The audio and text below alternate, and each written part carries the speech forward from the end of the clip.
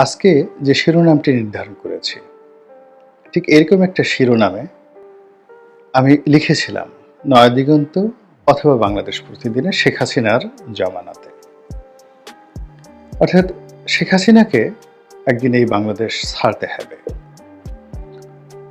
এবং ছাড়ার ক্ষেত্রে বা ক্ষমতা ত্যাগের ক্ষেত্রে তার যে ঝুঁকি সমূহ কী কী আছে সেই বিষয়গুলো নিয়ে খোলামেলা একটা সম্পাদকীয় লিখেছিলাম। এবং সেখানে যেটি বলেছিলাম সেই কথাটা আবার এই সময়টিতে আমার কাছে এসে মনে হলো যে সেটা নিয়ে আবার পুনরায় আলোচনা করার দরকার আছে। কেন দরকার আছে সেটা বলছি। সেটা হলো যুদ্ধের একটা অন্যতম কৌশল হলো পালানো।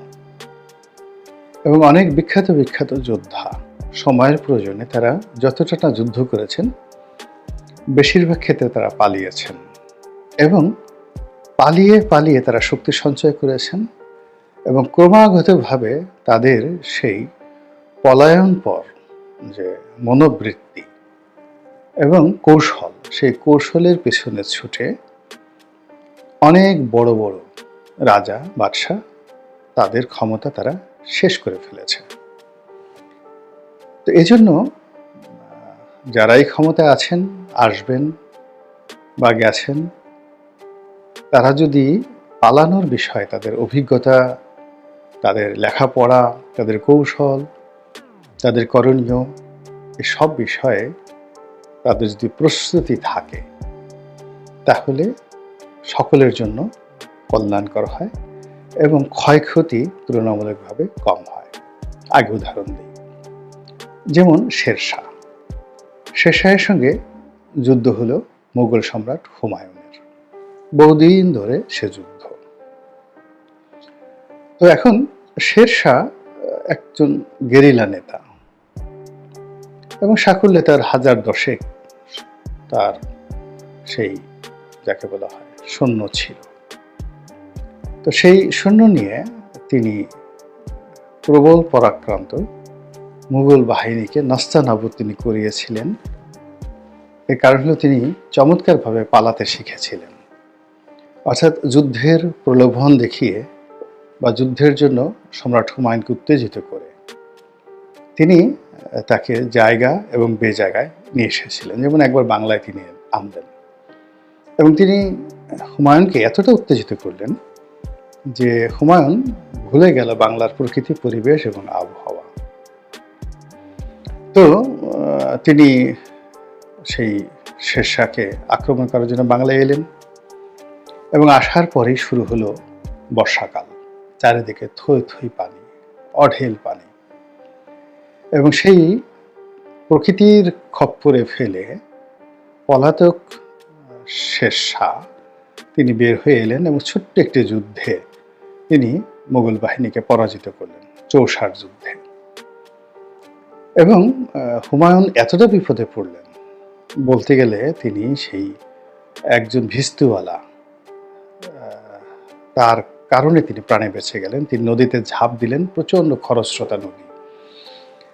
তো তার সেই সাঁতারের সামর্থ্য ছিল না, তিনি সাঁতার জানতেন, কিন্তু ভিস্তিওয়ালা তার এই দুরবস্থা দেখে তার যে মশকটি তিনি দিয়ে দিলেন চামড়ার তৈরি এবং সেটাকে ফুলিয়ে তিনি নদী পার হয়ে পরে তিনি দিল্লিতে ফিরে গেলেন। এরকম আমি অসংখ্য উদাহরণ দিতে পারি যারা কেবলই মাত্র পালিয়ে পালিয়ে শক্তি সঞ্চয় করে আবার প্রবল পরাক্রান্ত বাহিনীর সম্মুখে তারা হাজির হয়েছে। মুসলিম বীর খালিদ বিন ওয়ালিদের যে যুগান্তকারের যুদ্ধগুলো, বিশেষ করে রোমান সম্রাটের বিরুদ্ধে এবং পার্সিয়ান সম্রাটদের বিরুদ্ধে, এই পুরো যুদ্ধটাই ছিল গেরিলা কেন্দ্রিক। তিনি চমৎকারভাবে পশ্চাৎপসরণ করতে পেরেছেন, পালাতে পেরেছেন, আবার দ্বিগুণ গতি নিয়ে তিনি ফিরতে পেরেছেন। এমনকি তিনি যখন মুশরিক ছিলেন, তিনি এই উহুদের যুদ্ধের সে পুরো ইতিহাসটা পাল্টে দিয়েছিলেন তার এই পলায়নপর মনোভাবের জন্য। তিনি পালিয়েছিলেন, অ্যাবসলিউটলি পালিয়েছিলেন, কেউ তাকে দেখতে পায়নি। কিন্তু যখন তিনি দেখলেন মুসলিম বাহিনী একটা জায়গা অরক্ষিত রেখে চলে গেছে, মানে মুসলিম বাহিনী ধরে নিয়েছে যে তারা যে বিজয়ী হয়েছে, তারা গনিমত এর যে মালামাল লুট করার জন্য সবাই দৌড় দিল এবং আল্লাহ রসুল মোহাম্মদ রসুল্লাহ সাল্লাহ সাল্লাম বারবার সতর্ক করেছিলেন এবং তিনি বেশ কয়েকজনকে ওই পাহাড়ের উপত্যকাটিকে পাহারা দেওয়ার জন্য সেখানে নিয়োগ করেছিলেন। তারাও দৌড় দিল, আর সেই জায়গাটা অরক্ষিত দেখে খালিদ বিন ওয়ালিদ অল্প কয়েকজন সৈন্য নিয়ে পেছন দিক থেকে মুসলিম বাহিনীর উপর ঝাঁপিয়ে পড়ল। ফলে কি হলো, পুরো উহুদের যুদ্ধ উল্টে গেল এবং প্রায় 70 জন সাহাবী সেই যুদ্ধে শাহাদাত বরণ করলেন এবং আল্লাহ রাসূল সেখানে মারাত্মকভাবে আহত হলেন, সীমাহীনভাবে আহত হলেন আর কি। যাই হোক, তো এই যেটা বলছিলাম যে আপনাকে পালাতে জানতে হবে। যেমন শেখ হাসিনা, তিনি আমার সেই লেখাটা পড়েছিলেন কিনা আমি বলতে পারবো না। আমি সেখানে তাকে বলেছিলাম যে আপনি যা কিছুই করেন না কেন, সবার আগে আপনাকে চিন্তা করতে হবে যে গণেশ যে কোনো সময় উল্টে যেতে পারে, এবং গণেশ উল্টালে আপনি যেন কোথাও যেতে পারেন, দেশের ভিতরে থাকতে পারবেন না, বাইরে কোথাও যেতে পারেন, সেই জায়গাটা আপনি ঠিক রাখেন। এখন চিন্তা করুন যে তার যদি ভারতের সঙ্গে কৌশলগত বন্ধুত্ব না থাকতো এবং তিনি যদি ভারতে যেতে না পারতেন, এই মুহূর্তে আওয়ামী লীগের যারা নেতাকর্মী একবার চিন্তা করেন তো, সেই আগস্ট মাসের 5 তারিখে 6 তারিখে কি হতো। এবং ওই সময়টাতে জনস্রোত এতটা বিক্ষুব্ধ ছিল, তাকে যদি ক্যান্টনমেন্টের মধ্যে আশ্রয় দেওয়া হতো, জনগণ কি আচরণ করতো আমরা সেটা বলতে পারি না। তো কাজী তিনি যা কিছুই করেছেন সবসময়টিতেই তিনি কিন্তু পালানোর জন্য সবসময় একটা বিকল্প পথ তিনি খোলা রেখেছেন। এই অর্থ পাচার থেকে শুরু করে সকল কিছু তিনি সেভাবে করেছেন। আমাকে একটা একান্ত আলাপ আলোচনায় তিনি বলেছিলেন একবার, আমরা 20-25 জন, ঠিক এটা 2002-03 সনে তার সঙ্গে দেখা করতে এলাম। তো আমরা বিক্ষুব্ধ ছিলাম যে কোনো একটা বিষয়ে এবং আমাদের অনেক অভিযোগ ছিল।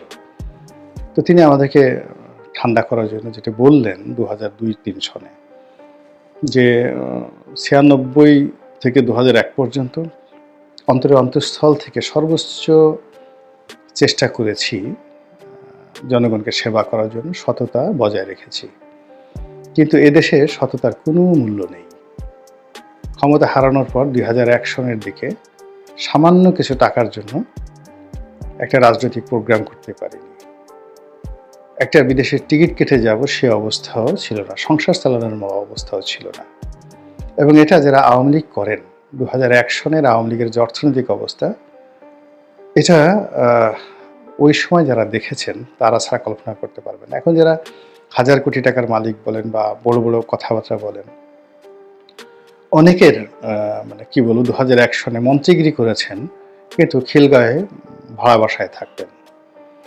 তারপরে মন্ত্রিত্ব চলে যাওয়ার পরে বাসা ভাড়া দিতে না পারার কারণে তাদের বাসা থেকে নামিয়ে দেওয়া হয়, যেরকম ঘটনা কিন্তু ঘটেছে। এইরকম সততাও আওয়ামী লীগ দেখিয়েছে, কিন্তু শেখ হাসিনার বক্তব্য অনুযায়ী যে এটার কোনো প্রতিদান পায়নি, বরং তিনি সেই 2001 সনে বিএনপির যে রমরম অবস্থা, টাকা পয়সা সব কিছু দেখে তিনি ঈর্ষান্বিত হয়েছিলেন। 2002 সনে তিনি বলেছিলেন যে অতীতে যে ভুল করেছি আগামীতে সেই ভুল করব না, তোমরা সংসদ সদস্য হও বা না হও, মনোনয়ন দেই বা না দেই, ডাজ নট ম্যাটার, আওয়ামী লীগের কর্মী হিসেবে তোমাদের জন্য অঢেল সুযোগ সুবিধা থাকবে, সবাই কোটিপতি হয়ে যাবা। 2002 সনে এই যে আওয়ামী লীগের অফিসে বসে আমাদের সদরপুর এবং চরভদ্রাসনের অন্তত 20 থেকে 30 জন নেতার সামনে তিনি এই কথা বলেছিলেন যে নমিনেশন দেইবান, আমার যাকে ইচ্ছা তাকে মনোনয়ন দেবো, এটা নিয়ে তোমরা মনে কিছু করবে না, আমি কাজ করছি দলকে ক্ষমতায় নেওয়ার জন্য, এবং দল ক্ষমতায় এলে আমি এমন কিছু করব যেন তোমরা সবাই অর্থনৈতিকভাবে সচ্ছল হতে পারে, কোটিপতি হতে পারে। এবং তিনি সেই কাজটি করেছেন ম্যাটিকুলাসলি। এবং এখন দেখেন যে আওয়ামী লীগের অন্ততপক্ষে যারা পলাতক শীর্ষ যারা নেতৃবৃন্দ রয়েছেন, তাদের সংখ্যা 5 লাখ, 10 লাখ, 20 লাখ বা আরও বেশি। তাদের হাজারো সমস্যা আছে, জেলখানাতে গেছে, কেউ ধরা পড়েছে, কেউ পালিয়ে আছে, কিন্তু অর্থনৈতিক সমস্যা নেই। 2 নম্বর হলো তাদের হাতে ব্যবসা বাণিজ্য টাকা পয়সা এমন পর্যায়ে আছে তারা ইচ্ছা করলে ওখান থেকে যে কোনো জিনিস তারা ঘটাতে পারে, পলানো অবস্থায় তারা যে কোনো গেরিলা আক্রমণ চালাতে পারে। তো কাজেই এই যে আওয়ামী লীগ যে শিক্ষাটা নিয়েছে 2002 সনে, আবার তারা যেটা 2008 থেকে শুরু করে একেবারে 24 পর্যন্ত যেটা প্র্যাকটিস করেছে, এটি বর্তমানে যারা আছেন তারা কিভাবে এটাকে নিয়ে চিন্তা করছেন, কিংবা আগামীতে যারা আসবেন তারা কিভাবে চিন্তা করছেন, কিভাবে তারা পালাবেন। ধরুন বাংলাদেশ যখন খুব বিপত্তিকর অবস্থায় পড়ল বিএনপি, তখন তো তারেক রহমান সাহেব যদি ইংল্যান্ডে না যেতেন, তার যদি সেই ধরনের রিলেশন না থাকতো, কিংবা পাকিস্তানের নওয়াজ শরীফকে যদি সংযুক্ত আরব আমিরাত কিংবা সৌদি আরব তাদেরকে আশ্রয় না দিত, বেনজির ভুট্টোকে যদি আশ্রয় না দিত দুবাই, তাহলে আজকের যে রাজনীতি, তাদের ফিরে আসা, এই যে এখন শাহবাজ শরীফ বিলাল ভুট্টোর যে রাজনৈতিক বন্ধুত্ব, এটিতে তারা প্রাণেই বেঁচে থাকতেন না। তো এই কাজ করার জন্য কি হলো দেখুন, এই যে মিস্টার 10% আসিফ আলী জারদারি বলা হতো, অনেক টাকা পয়সা চুরি করেছেন, থিপ অফ বাগদাদ বলে তাকে ঘৃণা করা হতো, কিন্তু দেখেন তারাই কিন্তু এখন পাকিস্তানের শাসন চালাচ্ছেন। তো রাজনীতিতে আমরা অনেক নীতি কথা বলতে পারি, এগুলো বই পুস্তকে লেখা থাকে, অনেক দার্শনিক বক্তব্যে সেগুলো স্থান পায়, কিন্তু যারা রাজনীতি করেন, পাকা পলিটিশিয়ান, ঝানু পলিটিশিয়ান, সবাই আওরঙ্গজেব নন।